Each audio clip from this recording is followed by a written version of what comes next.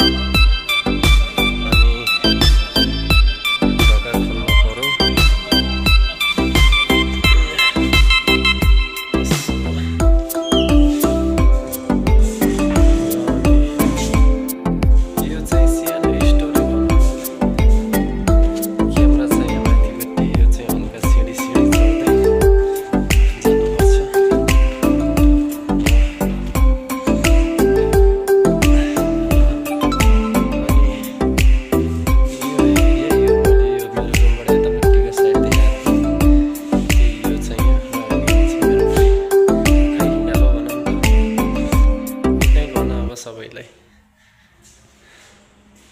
ल खोल ढोका र